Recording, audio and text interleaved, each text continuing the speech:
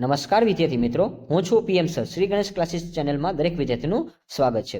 વિદ્યાર્થી મિત્રો, જ્યારથી આપણે યુનિવર્સિટીની જે એક્ઝામ હોય છે બીકોમ અને એમકોમ, તેના મોસ્ટ ઇમ્પોર્ટન્ટ વિડીયોની જે સિરીઝ છે એ તમને જ્યારે જ્યારે એક્ઝામ હોય છે ત્યારે મળતી રહે છે. અને વિદ્યાર્થી મિત્રોને જ્યારે એક્ઝામ હોય છે ત્યારે આપણે તેના આગલા દિવસે આઈએમપી આપીએ છીએ. તો વિદ્યાર્થી મિત્રો, એમકોમ સેમ4ની વાત કરી, સૌરાષ્ટ્ર યુનિવર્સિટી, અને સબ્જેક્ટ તમારો છે ઓર્ગેનાઇઝેશન બિહેવિયર. તો જે વિદ્યાર્થી મિત્રો એક્સટર્નલ કરતા હોય છે તેની ખાસ કોમેન્ટ હોય છે કે સર તમે અમને આઈએમપી વહેલી તકે આપો, જેથી કરીને અમે પ્રેક્ટિસ કરી શકીએ અને સંપૂર્ણ રીડિંગ કરી શકીએ છીએ. તો વિદ્યાર્થી મિત્રો, તમારા હિતમાં રહીને આપણે આ વિડીયો બનાવેલો છે. જ્યારે જ્યારે એક્ઝામ હોય છે ત્યારે આપણે આગલા દિવસે આપતા હોય છે, પરંતુ વિદ્યાર્થીની ડિમાન્ડને ધ્યાનમાં રાખીને આપણે આ વિડીયો બનાવીએ છીએ. અને હા વિદ્યાર્થી મિત્રો, તમે એક્ઝામમાં 2 થી 3 દિવસ આપી શકો તેના માટે જ આ વિડીયો આપણે અપલોડ કરીએ છીએ. અને વિદ્યાર્થી મિત્રો, હું આશા રાખું છું કે આ વિડીયો છે તમે મેક્સિમમ શેર કરશો. અને વિદ્યાર્થી મિત્રો, આ વિડીયો ઉપર આપણે 100 લાઈકનો ટાર્ગેટ મૂકશું. અને જો વિદ્યાર્થી મિત્રો, મને આશા છે કે તમે 100 લાઈકનો ટાર્ગેટ કમ્પ્લીટલી કરી દેશો. અને વિદ્યાર્થી મિત્રો, જેવો તમારો 100 લાઈકનો ટાર્ગેટ કમ્પ્લીટ થશે એવો એમકોમ સેમ4ના તમામ વિડીયો છે એ તમને સ્ટેપ બાય સ્ટેપ આગલા દિવસે મળતા રહેશે. તમે જેવી 100 લાઈકનો ટાર્ગેટ કમ્પ્લીટ કરશો એવા વિડીયો છે એ તમને મળતા રહેશે. તો વિદ્યાર્થી મિત્રો, તમારી એવી એક આશા હોય છે કે જ્યારે જ્યારે એક્ઝામ હોય છે ત્યારે શ્રી ગણેશ ક્લાસીસ છે એ આપણી સાથે જ હોય છે. એટલે કે આપણે એસજીસી કે વિદ્યાર્થી મિત્રો, જો તમે એસજીસીના વિદ્યાર્થી હોય છો તો તમારે એક્ઝામનું ક્યારેય ટેન્શન નથી લેવાનું વિદ્યાર્થી મિત્રો. કારણ કે આપણી ચેનલ દ્વારા જે કાંઈ આઈએમપી તમને આપશો એ તમને સ્યોરિટીવાળું હશે. અને હા વિદ્યાર્થી મિત્રો, જ્યારે આપણી પાસે સંપૂર્ણ સોર્સ ઓફ આઈએમપી આવી જાય છે ત્યારે એનું એનાલિસિસ કરીને અમે તમને પ્રોવાઈડ કરીએ છીએ, એટલે જેથી કરીને તમને આઈડિયા આવે છે. અને હા, તમારે પણ કોઈ કશો વાંધો નહીં આવે, તમારે કોઈ જાતનું મટીરિયલ યુઝ નથી કરવાનું. તમને જે હું આઈએમપી ક્વેશ્ચન આપી દઉં છું, ખાલી વિદ્યાર્થી મિત્રો આની પરફેક્શન તમે કરીને જાઓ.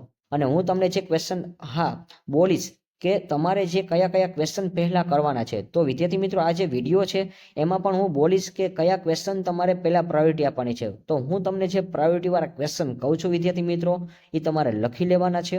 અને જો તમે લખતા જશો તો તમને ફાયદો થશે કે કયા ક્વેશ્ચન મારે પહેલા વાંચવાના છે વિદ્યાર્થી મિત્રો. તો આશા રાખું છું કે આ વિડીયો છે તમે અંત સુધી જોતા રહેજો. અને વિદ્યાર્થી મિત્રો, જો તમે આ ચેનલ ફર્સ્ટ ટાઈમ આવેલા છો તો ફટાફટ પહેલા આ ચેનલને તમે સબસ્ક્રાઇબ કરી દો, જેથી કરીને એમકોમ અને બીકોમ તમામ આઈએમપી ક્વેશ્ચનની જે વિડીયો છે એ તમને નોટિફિકેશન દ્વારા મળતા રહેશે. તો વિદ્યાર્થી મિત્રો, હવે આપણે શરૂઆત કરીએ. Question number 1, explain the characteristics of organisation behaviour. Explain in મેકગ્રેગરની theory X and theory Y. એટલે કે વ્યવસ્થા તંત્રને વર્તણૂક લક્ષણો જણાવી મેકગ્રેગરની થિયરી એક્સ અને વાય સમજાવો. ત્યાર પછી question number 2, give a meaning and definition of organisation behaviour. Discuss opportunities and challenge of organisation behaviour in present era. વ્યવસ્થા તંત્રની વર્તણૂકનો અર્થ આપી વ્યાખ્યા આપો.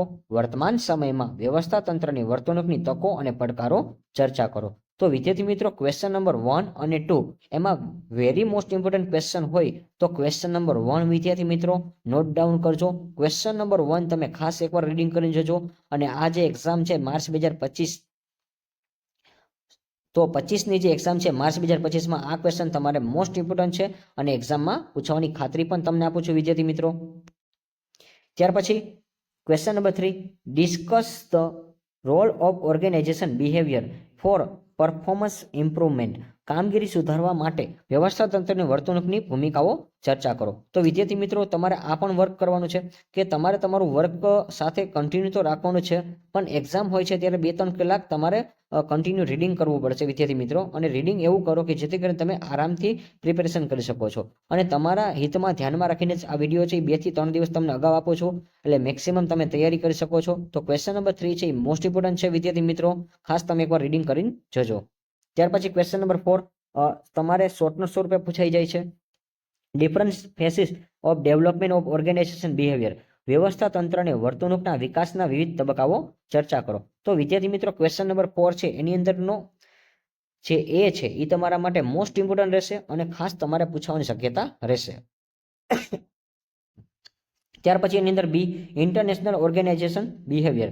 આંતરરાષ્ટ્રીય વ્યવસ્થા તંત્રની વર્તણૂક.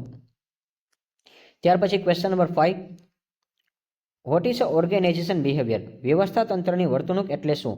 Explain the values and attitudes with the suitable example. મૂલ્યો અને વલણો યોગ્ય ઉદાહરણ સાથે તમારે સમજાવવાના છે.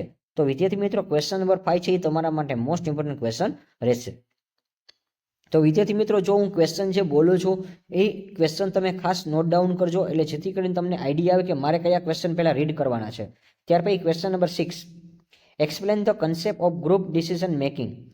તો જૂથ નિર્ણયકરણનો ખ્યાલ સમજાવો અને discuss in details the various stage in the group of decision making process and discuss its method. કે જૂથ નિર્ણય પ્રક્રિયાના તબક્કા વિસ્તારપૂર્વક સમજાવો અને પદ્ધતિઓ સમજાવો. તો ક્વેશ્ચન નંબર 6 છે વિદ્યાર્થી મિત્રો તમારા માટે મોસ્ટ ઇમ્પોર્ટન્ટ ક્વેશ્ચન રહેશે. ત્યાર પછી question number 7, explain inter personal communication. આંતર વ્યક્તિગત માહિતી સંચાર છે.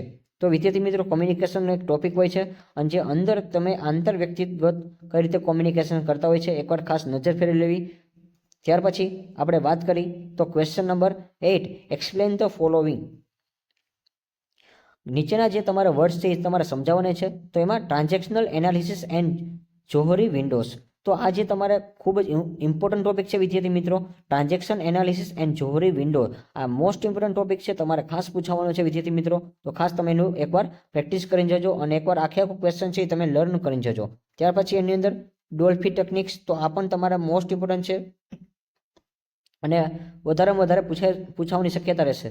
ત્યાર પછી ક્વેશ્ચન નંબર 8 છે એ તમારા માટે 1 અને 2 બંને મોસ્ટ ઇમ્પોર્ટન્ટ ક્વેશ્ચન છે વિદ્યાર્થી મિત્રો, ખાસ એકવાર તમે પ્રેક્ટિસ કરીને જજો.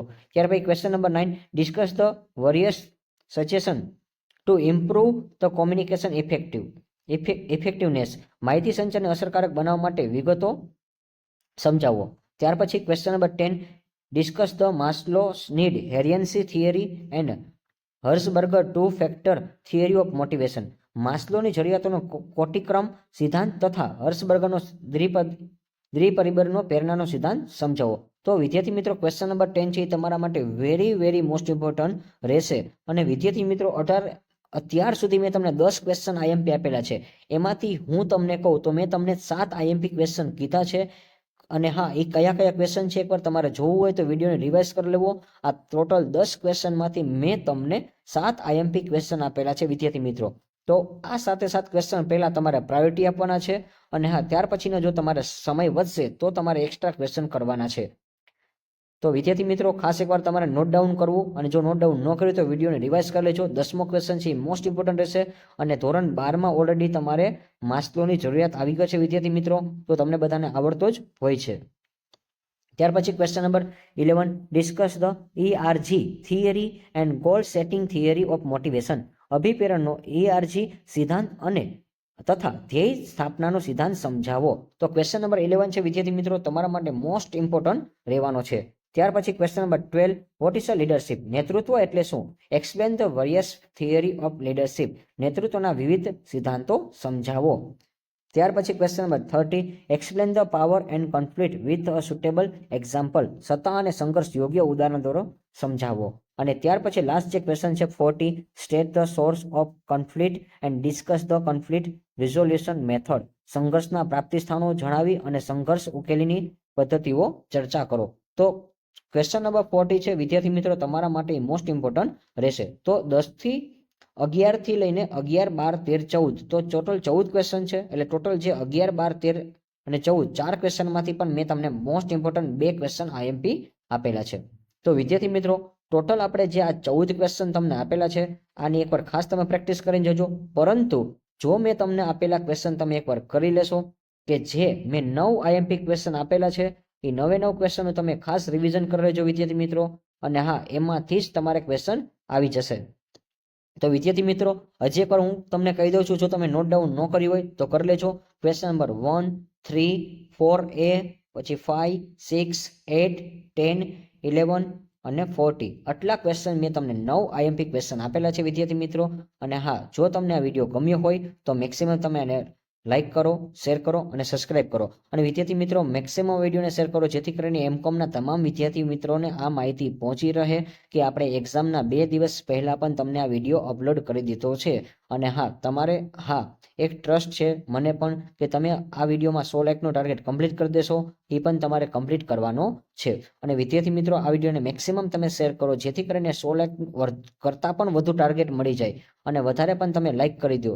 તો તમે જો વધારે લાઇકનો ટાર્ગેટ કમ્પ્લીટ કરી દેશો તો એમકોમના તમામ આઈએમપી વિડીયો છે એ તમને વહેલામાં વહેલી તકે મળી રહેશે.